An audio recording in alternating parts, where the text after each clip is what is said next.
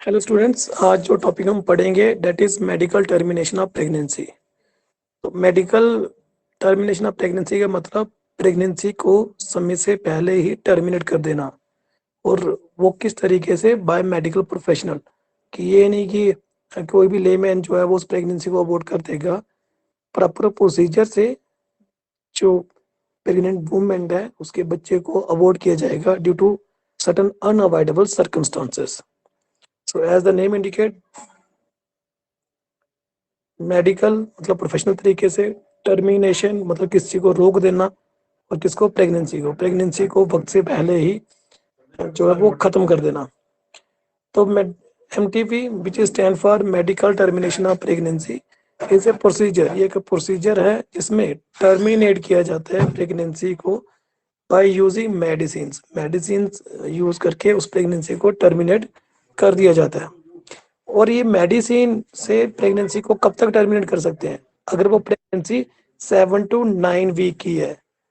तो अगर वो बच्चा जो है माँ के गर्भ में 7 से 9 हफ्ते ही हुए हैं अभी, तो हम दवाइयों से प्रेगनेंसी को अवॉइड कर सकते हैं, टर्मिनेट कर सकते हैं। मगर अगर 9 हफ्ते से ज्यादा हो गया, 12 हफ्ते हो गए, 13 हफ्ते हो गए हैं, या इससे ज्यादा हफ्ते हो गए हैं, तो फिर क्या होता है? फिर दवाइयों से नहीं, फिर हम क्या करते हैं, उसे सर्जिकल प्रोसेस से जो है वो बच्चे को अवॉइड किया जाता है।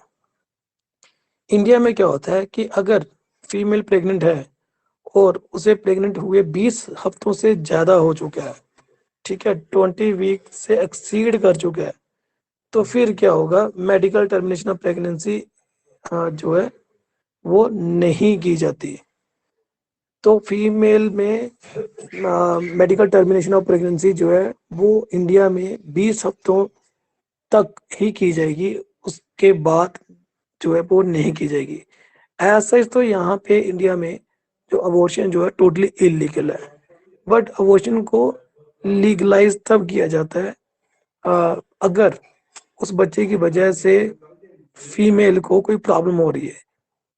ठीक है, अगर फीमेल की हेल्थ कंडीशन के ऊपर उसका कुछ असर हो रहा है, फीमेल की जान को खतरा है, जब बच्चे की प्रॉपर डेवलपमेंट नहीं हो रही गर्भ के अंदर, जब बच्चा नॉर्मल है, ऐसी अनयूजुअल कंडीशन में, कि ऐसी कंडीशन बन चुकी है कि वो प्रेगनेंसी को टर्मिनेट करना जरूरी है, तो डॉक्टर जो है, प्रोफेशनल डॉक्टर, उस मेडिकल टर्मिनेशन ऑफ प्रेगनेंसी को करते हैं। Otherwise as such this is totally illegal in India to abort the baby. ठीक। अब क्या मेथड होता है? Medical termination is pregnancy is perform by experience professional. ऐसा नहीं है कि बाजार से दवाई ली और खिलवा दिया, बिल्कुल नहीं। एक्सपीरियंस प्रोफेशनल करते हैं, और वो कौन से होते हैं? उनको बोला जाता है गायनिकोलॉजिस्ट। तो गायनिकोलॉजिस्ट जो है वो ही एमटीपी करवाते हैं। अदर देन दैट जो है एमटीपी नहीं की जाती, और इवन करनी भी नहीं चाहिए कि बाजार से दवाई ली और उसे खा लिया, खुद ही ट्राई मार ली, बिल्कुल भी नहीं। वो क्यों? क्योंकि if the procedure is minor, चाहे प्रोसीजर माइनर हो चाहे मेजर हो, तो जो रिस्क इन्वॉल्व होता है वो हाई होता है। इट इज सो, ये इम्पोर्टेंट है कि जिसने भी एमटीपी करवानी है वो विजिट करे गायनिकोलॉजिस्ट को। ठीक। क्योंकि यहाँ पे बड़े सारे कॉम्प्लिकेशन आने के चांसेस होते हैं regarding the abortion. Before proceeding further one need to check all the risk associated with the MTP. तो कहता है कि जिसने भी एमटीपी करवानी है, मतलब जिस औरत ने भी प्रेगनेंसी को अबॉर्ट करवाना है, वो क्या करेगी? एक डॉक्टर के पास विजिट करेगी, वो चेक करवाएगी कि हाँ, क्या ये अबॉर्ट हो भी सकता है, अबॉर्शन करवाने से कहीं कुछ नुकसान तो नहीं होगा, कोई कॉम्प्लिकेसी तो नहीं आ जाएगी बॉडी में। तो ये जो है वो डॉक्टर ही डिसाइड कर सकता है, खुद लेमैन बंदा जो है वो नहीं कर सकता। दिस टेस्ट डॉक्टर क्या करेगा? सबसे पहले डॉक्टर एक टेस्ट कन्वर्ट जो है वो चेक करवाएगा, जिसे बोला जाता है प्रेगनेंसी टेस्ट। ये टेस्ट क्या कंफर्म करता है कि फीमेल प्रेग्नेंट है या नहीं है? फिर एक अल्ट्रासाउंड किया जाएगा, और अल्ट्रासाउंड से कंफर्म किया जाएगा कि कहीं प्रेगनेंसी यूट्रस के बाहर तो नहीं है। जो प्रेगनेंसी यूट्रस के बाहर होती है उसे बोला जाता है एक्टोटिपिक प्रेगनेंसी। और कहीं ऐसा तो नहीं है कि यूट्रस में वहां पे एक ट्यूमर बन चुका है, और जो हम कंसिडर कर रहे हैं कि वो प्रेग्नेंट है, जिसे हम बोला जाता है मोलर प्रेगनेंसी। फिर प्रेगनेंसी लेडी जो है वो क्या करती है, उसका टेस्ट भी किया जाता है कि उसमें ब्लड की कमी तो नहीं है, डेट इज अनीमिया तो नहीं है, उसमें कोई सेक्सुअली ट्रांसमिटेड डिजीज तो नहीं है, मतलब वो सफर तो नहीं है एक पेशेंट तो नहीं है कि उसमें कोई सेक्सुअली ट्रांसमिटेड डिजीज हो, गोनोरिया वगैरह या कैंटाइसिस वगैरह, या किसी और कंडीशन, हेल्थ कंडीशन को देखा जाता है। तो ये प्रोफेशनल डॉक्टर ही है जो एमटीबी परफॉर्म करने से पहले सब कुछ देखता है कि फीमेल क्या हेल्दी है, फीमेल को कोई बीमारी तो नहीं, उसे कोई मेंटल ट्रॉमा तो नहीं, साइकोलॉजिकली भी वो बैलेंस है ही है, उसने डिसीजन ऐसा क्यों लिया हुआ है, कल को अगर हम अबॉर्शन करवाते भी हैं तो फीमेल को कहीं नुकसान तो नहीं हो जाएगा उसकी हेल्थ का, उसकी फीमेल की कहीं जान को खतरा तो नहीं हो जाएगा। ये सारी चीजें देखने के बाद ही प्रोफेशनल डॉक्टर जो वो डिसाइड करते हैं। If the MTP has to be done by the non surgical process, अगर नॉन सर्जिकल प्रोसेस से मेडिकल टर्मिनेशन ऑफ प्रेगनेंसी करवानी है, then doctor usually recommend a pill named, doctor एक दवाई का नाम देते हैं जो यहाँ पे लिखा हुआ है, mifepristone. This pill can be given either by injection or orally in order to prevent infection। तो कहीं इन्फेक्शन ना हो जाए अबॉर्शन के दौरान तो एंटीबायोटिक भी दी जाती है।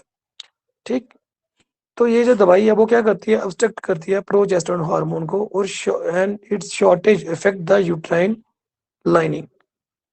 This fall in progesterone prevent the pregnancy to grow further। This process cause contraction and expel the fetus, and it may take a few hours a day। A week later, a medical examination is also conducted to confirm the complete termination of pregnancy and check for any complication। तो क्या कहता है कि जो non surgical method में female को दवाई दी जाती है, वो दवाई क्या करता है, प्रोजेस्टेरोन हार्मोन के लेवल को डिक्रीज कर देता है। जैसे कि हमने पहले भी पढ़ा है ड्यूरिंग मेंस्ट्रुअल साइकिल कि प्रोजेस्टेरोन हार्मोन का क्या रोल होता है, वो यूट्रस की लाइनिंग को मेंटेन करता है सो एज टू इंश्योर कि प्रेगनेंसी मेंटेन रहे। लेकिन अगर प्रोजेस्टेरोन हार्मोन का लेवल ही डिक्रीज कर जाएगा तो यूट्रस की लाइनिंग लाइनिंग क्या होगी, टूटना शुरू हो जाएगी।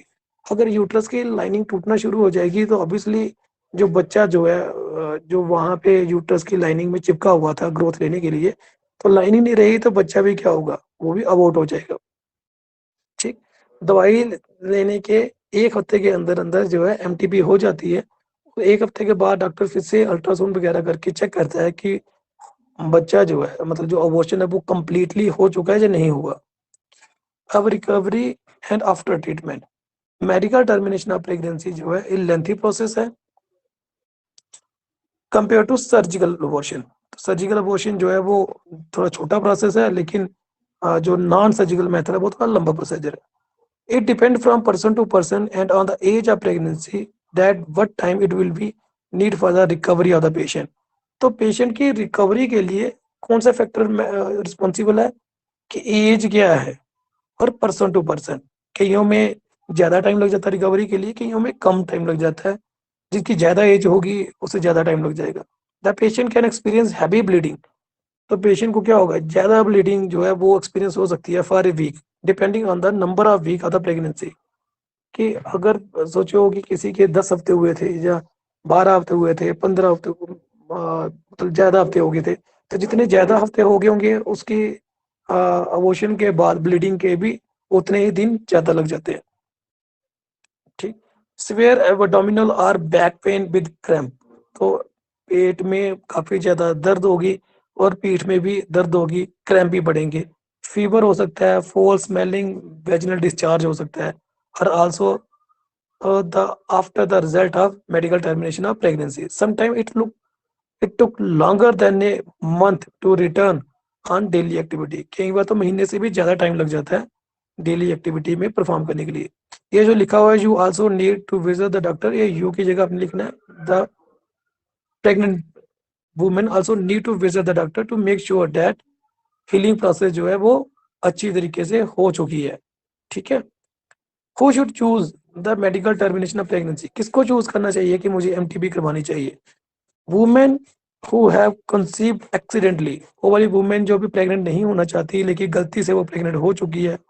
ठीक, or to complete an early miscarriage, or if their medical condition is such that continuing a pregnancy is life threatening। जैसे मैंने पहले बोला था कि अगर वुमेन जो एक्सीडेंटली प्रेग्नेंट हो जाए या फिर उसके अंदर जो बच्चा उसकी प्रॉपर डेवलपमेंट नहीं हो रही है, वो ऑलरेडी अर्ली स्टेज पे मिसकैरेज हो रहा है, या फिर उस बच्चे की वजह से उस फीमेल को लाइफ थ्रेटनिंग सिचुएशन बन चुकी है, then MTP can be selected, तभी मेडिकल टर्मिनेशन ऑफ प्रेगनेंसी की जाती है। Also women who are in the early stage of their pregnancy and do not wish to go through surgery and anesthesia can choose MTP if they are not suffering from any complication and gynecologist allow them to proceed।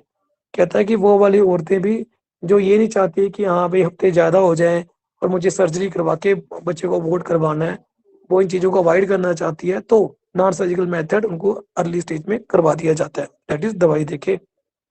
Termination of pregnancy is highly personal, but in Indian government has also made an act to regulate the abortion।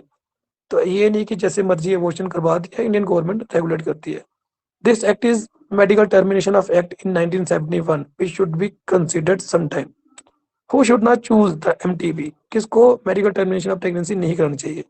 If the period of pregnancy exceed more than 9 weeks, then one should avoid going for medical abortion. तो 9 हफ्ते से ज्यादा हो जाए तो female को पहले try करनी चाहिए कि इग्नोर ही करो, होने दो बच्चे को पैदा, जैसा भी है देखा जाएगा।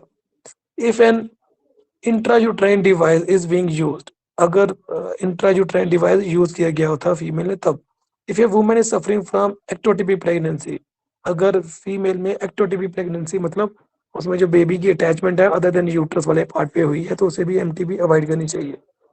हैव सर्टेन मेडिकल कंडीशन, उसे कोई बीमारी है वुमेन को, तो कुछ कॉम्प्लिकेसी है तो भी उसे एमटीबी अवॉइड करनी चाहिए। या फिर उसे ब्लीडिंग डिसऑर्डर है, ब्लड इजिली क्लॉट नहीं करता और काफी ज्यादा बहता है।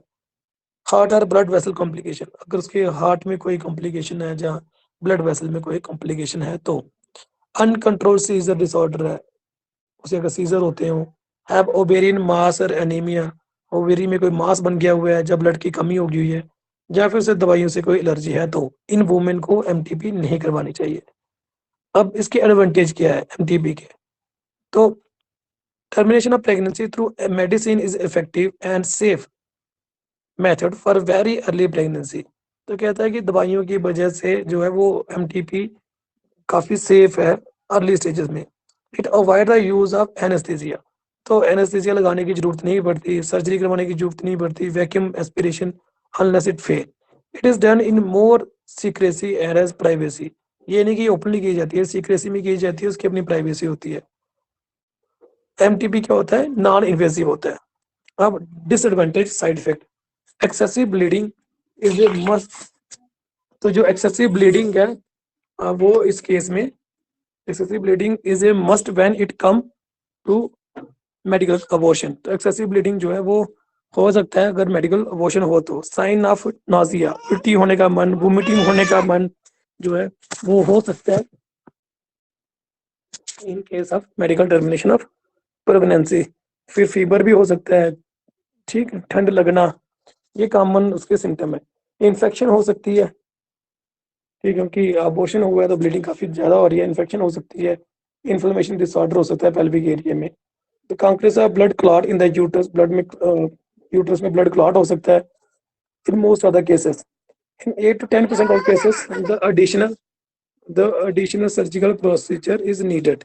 कई केसेस में क्या होता है कि इसके बाद अब ओवर प्रोसीजर करना पड़ सकता है, कोई कॉम्प्लिकेसी आ चुकी है एमटीबी के बाद। In some cases the service is also found, कई केसेस में सर्विस आल्सो फाउंड होता है कि उसमें कट लग गया हुआ है, टॉर्न हो गया हुआ है। Failure rate higher than the surgical abortion, ठीक है, तो फेल्यूर रेट भी कई बार ज्यादा होता है। नॉन मेडिकल और surgical abortion, if a women wants an abortion in the later week, अगर वुमेन चाहती है, उसने काफी हफ्ते हो चुके हैं, तो उसे क्या होगा, उसे सर्जिकल अबॉर्शन करवाना पड़ेगा, ठीक है। Then it has to go for surgical medical termination of pregnancy. The option of abortion by surgery present in the early as well as in the later stage of the pregnancy. तो ये थे MTB के ऊपर एक topic, इसके notes already मैंने upload कर दिए हुए हैं। अगर किसी को फिर भी कोई क्वेरी होगी तो वो मेरे से समझ सकता है। Thank you.